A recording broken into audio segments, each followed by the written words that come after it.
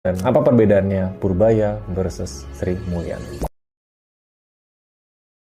Ngerti, soal Menteri Keuangan ini sebenarnya nggak main-main. Karena apa yang dia lakuin bisa ngatur uang kalian yang beredar di rakyat, uang asing yang bisa ditaruh atau ditarik dari Indonesia, sama biaya-biaya keseharian kalian kalau cabai naik gimana, BBM gimana, karena dia yang ngatur.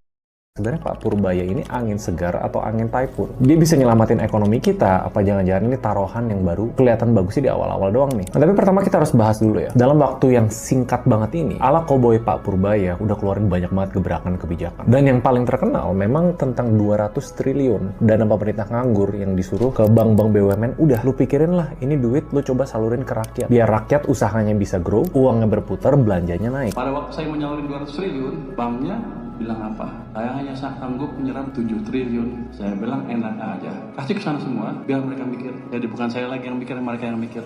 Nah ini perbedaan paling drastis dari Bu Sri Mulyani dari Pak Purbaya. Ibarat mobil, Bu Sri Mulyani itu kayak rem. Pak Purbaya itu kayak gas. Dari dulu Bu Sri Mulyani dikenal sebagai simbol stabilitas. Ya iya, track record-nya 15 tahun. Udah ngalamin krisis, udah ngalamin pandemi. Dan ekonomi bisa ditahan dengan level yang nggak gonjang-ganjing. Cuma harga dari stabilitas adalah keputusan-keputusan yang lebih konvensional, lebih lambat, dan lebih defensif. Lebih mending uangnya dibiarin nganggur 200T buat jaga-jaga kalau ada kenapa-napa baru dipakai. Beda sama Purbaya yang udah nganggur ya dipakai aja sekarang. Dan kenapa bisa selama itu? Karena Bu Sri Mulyani itu ada aspek branding internasional. Sebelum itu dia punya exposure di World Bank. Kenapa ini penting? Soalnya semua investor asing di dunia kan ngeliat Indonesia dari satu kacamata dan orang-orang topnya. Jadi itu yang jelas ya. Bu Sri Mulyani punya branding dan bikin banyak investor asing tuh percaya sama Indonesia. Stabil. Nah pas Pak Purbaya masuk, filosofinya langsung berubah. Narasinya langsung gaspol ke domestik. Gue orang biasa, gue pengen yang jelas-jelas aja, rakyat butuh duit, kita puterinnya duit mereka. Karena baru duduk di kursi Menkeu aja langsung lempar 200T ke